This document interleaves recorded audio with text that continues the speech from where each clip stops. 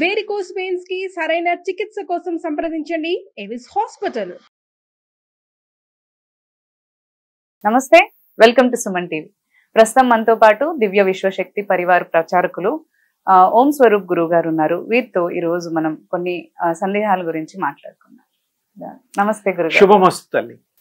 ఒక మనిషి మరణించిన తర్వాత ఆ యొక్క మనిషి ఆత్మ ప్రయాణం ఎలా ఉంటుంది గురుగారు? ఆత్మ ప్రయాణాలు అవి నిర్ణయించుకుంటాయి. ఎందుకు వచ్చామో పర్పస్ఫుల్లీ వచ్చాయి, పర్పస్ తీరిన తర్వాత వెళ్తాయి. ఇంకా కొన్ని మిగిలితే మళ్ళీ కొన్ని జన్మలు ఎత్తుతాయి. ఎందుకంటే ఈ జన్మలో కొన్ని కంప్లీట్ కావు. ఎలా కావు అంటే ఇప్పుడు మన నిజ జీవితంలో పంచవర్ష ప్రణాళిక అని 5 సంవత్సరాలు ప్లాన్ వేసుకుంటాం. జీతాలు సరిపోక లేకపోతే ఇంకేదన్నా 2-3 సంపాదనలు చేసుకుంటూ వ్యాపారాలు చేసుకుంటూ కొంత డబ్బు సంపాదించి ఇల్లు కొనుక్కోవడం, పిల్లల్ని చదివించడం, మనం మంచి బట్టలు కొనుక్కోవడం, ఒక కారు కొనుక్కోవడం, ఇవన్నీ ప్లాన్స్. ఇది నోయింగ్ అందరికీ తెలిసినవే. 2 ఏళ్ళు పట్టచ్చు, 3 ఏళ్ళు పట్టచ్చు, కొంతమందికి 10 ఏళ్ళు కూడా పట్టచ్చు, వాళ్ళ ఇన్కమ్ని బట్టి. ఇది ఒక ప్లాన్, అంతే కదా. అది అవ్వకపోతే అప్పు తీసుకున్నా కూడా తీర్చడానికి మళ్ళీ ప్లానే. మన ఇన్కమ్ పెంచుకొని వాటిని మనం ఏమిటంటే అనుభవించడానికి ప్లాన్ చేస్తాం. ఇది ఎంత సత్యమో ఆత్మ కూడా వచ్చినప్పుడు ఈ బాడీలో ఈ పనుల కోసం వస్తుంది, చేసేసుకుంటుంది. ఇంకా మిగిలిపోయి ఉంటే మనుషులకు చెప్పదు నేను ఇంకా పనులు ఉన్నాయని. అది డిసైడ్ చేసుకొని దెన్ టేక్ అనదర్ పర్సన్, స్త్రీ కానీ పురుషుడు కానీ అది డిసైడ్ చేసుకుంటుంది. అది ఏదైనా డిసైడ్ చేసుకొని అందులో మళ్ళీ జన్మ తీసుకోవచ్చు ఆ కార్యక్రమాలు చేయడం కోసం. మళ్ళీ అనుభవాలు అవి అయిపోతే ఏ జన్మ తీసుకున్నా ఆ కార్యక్రమాలు అయిపోతే ఇక అప్పటికి ఇంకా జన్మలు ఎత్తడానికి వీలుండదు. ఎందుకు ఎత్తుతుంది? ఏదైనా సరదాగా ఎత్తాలంటే దాని ఇష్టమే, కానీ ఈ పని చేయడం కోసం ఉండదు. అప్పుడు ఇలా మనం ఏదో ఇప్పుడు చూడడానికి వెళ్తాం, కొత్త కొత్త వస్తువులు, పిలిగ్రిమేజ్ అలాంటివి ఏవో ఉంటాయి మనుషులకి. వాటికి అలాంటివి ఏమి ఉండవు. అనుభవాలు అయిపోయిన తర్వాత మళ్ళీ కొత్త అనుభవాలు అది అనుకుంటే తీసుకోగలుగుతుంది, లేకపోతే ఉండదు. అలాగే తేజో లోకాలు కూడా ప్రయాణం చేస్తుంది. పితృలోకాలు ఉంటాయి, ఆత్మలోకాలు ఉంటాయి. తర్వాత సరే స్వర్గం నరకం కొంతమంది నమ్మిన విశ్వాసాలు ఉన్నాయి, అది నిజానికి ఉన్నాయి. అందులో ఒక రకమైన బాధలు అవి కూడా అనుభవించడానికి మరి శాస్త్రంలో ఉన్నాయి కాబట్టి నమ్మక అపనమ్మకాలు వేరే, కానీ ఆ రూట్లలో అవే లోకాలు, అవి ఒక డైమెన్షన్స్. తర్వాత ఊర్ధ్వలోకాలు ఉన్నాయి. మొత్తం ఇప్పుడు మనకి ఇప్పటి వరకు కృష్ణస్వామి టైంలో 14 లోకాలు 15 లోకాలు మనకు తెలుసు, ఇంక్లూడింగ్ మనం ఉన్న దాంతో. తర్వాత ఇంకా కొత్త లోకాలు కూడా మనం ఈ యోగం చేసిన వాళ్ళకి వాళ్ళు ప్రయాణం చేస్తే ఆ డైమెన్షన్ వాళ్ళు వెళ్ళగలుగుతారు. వాళ్ళ ఇష్టం, వాళ్ళ థాట్ పవర్ని బట్టి ఆ ప్రయాణాలు ఉంటాయి. ఆ డైమెన్షన్స్ వాళ్ళు చేరుకోగలుగుతారు. వాళ్ళు వెళ్ళలేని చోటు అంటూ ఉండదు. పైకి వెళ్ళగలుగుతారు, కిందకి వెళ్ళగలుగుతారు, అధోలోకాలకి. భూలోకం, స్వర్లోకం ఇవన్నీ కొన్ని ఉన్నాయి లిస్టు ప్రకారం. మనం పైకి కిందకి ఎన్ని లోకాలైనా ఆ డైమెన్షన్స్ అన్నమాట, అంటే సర్కిల్స్. అందుకని ఒక్కొక్కసారి ప్రాక్టీసెస్ కాన్సన్ట్రేషన్ చేసేటప్పుడు ఒక డాట్ పెట్టి 365 రౌండ్స్ గీసి బొమ్మలు ఉంటూ ఉంటాయి బయట. కొంతమంది అవి ప్రాక్టీస్ చేస్తూ ఉంటారు కాన్సన్ట్రేషన్ కోసం. అంటే ఏంటి, ఒక లైన్కి ఒక లోకానికి సంబంధం ఉండదు. ఫర్ ఎగ్జాంపుల్ రాకెట్స్ ఉన్నాయి. రాకెట్స్ ఊర్ధ్వలోకాలకి అంటే చంద్రమండలానికి ప్రయాణం చేసినప్పుడు ఏం చేస్తాయి, ఈ భూకక్ష నుంచి ఒక రాకెట్ బూస్ట్ అయ్యి కొన్ని వదిలేసి అలా వెళుతూ కొన్ని వదిలేస్తూ ఆ రాకెట్ ప్రయాణం చేయడమే కాకుండా ఆ స్థలానికి వెళ్ళగలుగుతుంది, గమ్యం చేకూరుతుంది. అలాగే వచ్చేటప్పుడు కూడా ఒక ప్లాను, దానికి సిస్టమ్ ఉంది. మన ఆత్మను కూడా ఇది వదిలేవేమి ఉండవు, అదేమో రాకెట్, దాన్ని పోల్చక్కర్లా. ఈ ఆత్మ కూడా ప్రయాణాలు చేసేటప్పుడు వాటి యొక్క గమనాలు అదే నిర్ణయించుకొని అది ఎక్కడ ఎన్ని రోజులు ఉండాలో కూడా ఉంటుంది. అలా ప్రయాణం చేస్తుంది. కొన్ని అసలు ఈ జన్మలొద్దు అని అనుకున్నప్పుడు ఆగిపోతుంది. ఒక 1000 ఏళ్ళో 2000 ఏళ్ళో దాని ఇష్టం. మనం నెంబర్ ఇవ్వడానికి మనకి రైట్స్ లేవు. ఆ కర్మల్ని బట్టి అది డిసైడ్ చేసుకుంటుంది. భగవంతుడు అనుగ్రహంతో ఇదంతా దివ్యశక్తి అనుగ్రహమే, వేరేదేమీలా. ఎవరికి ఏ దేవుళ్ళు ఇష్టమో వాళ్ళ వాళ్ళ దేవుళ్ళ యొక్క గుణాలు వస్తాయి. పూజ చేస్తూ ఉంటే, తర్వాత ఉపాసనలు చేస్తూ ఉంటే ఆ గుణాలు వస్తాయి. ఆ కృష్ణ తత్వం వస్తుంది. కృష్ణుడు చేస్తే రాముడు గుణాలు వస్తాయి. దుర్గమ్మ వారికి ఆవిడ ఏ దేవుణ్ణి మనం ప్రేయర్ చేస్తే ఆ గుణాలు మనకి వస్తాయి, సహజం. ఎలాగైతే పిల్లలకి తండ్రి గుణాలు, తల్లి గుణాలు, మేనమామ గుణాలు, మేనత పోలికలు వస్తూ ఉంటాయిగా శరీరానికి. సోల్స్కి ఈ గుణాలకి సంబంధం లేదు.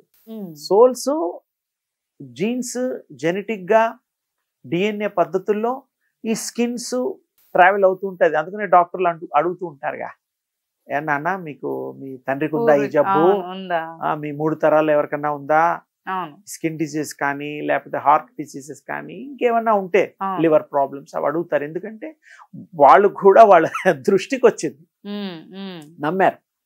సైంటిఫిక్ గా ప్రూవ్డ్ కదా ట్రావెల్ అవుతుందని, క్యారీ అవుతాయని. కానీ సోల్స్ ఇవే బాడీలో క్యారీ కావాలని లేదు. ఆ క్యారీ అనేటువంటి దాని ఇష్టం, అది డిసైడ్ చేసుకుంటుంది.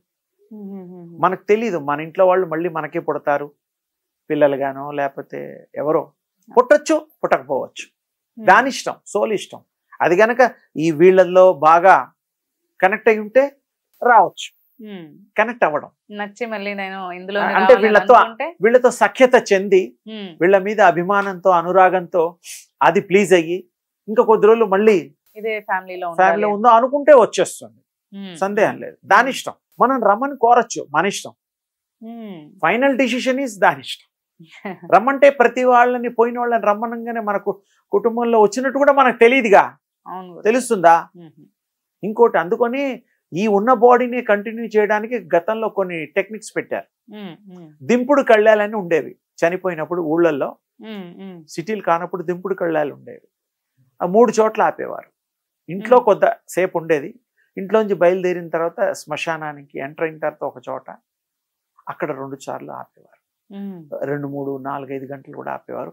కొడుకులు వాళ్ళు అందరూ రోధిస్తూ పిలిచేవారు, ఆత్మ వస్తుందేమో ఆశతో.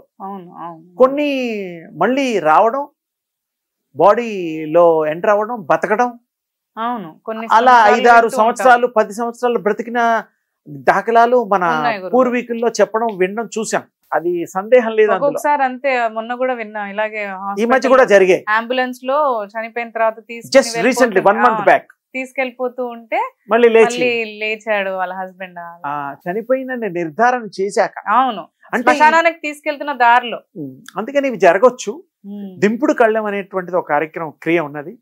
అప్పుడు కూడా చాలా మంది ఫ్రీక్వెంట్ గా ఉండే అలవాటు ఉంది కాబట్టి దింపుడు కళ్ళం ఫేమస్ అయింది.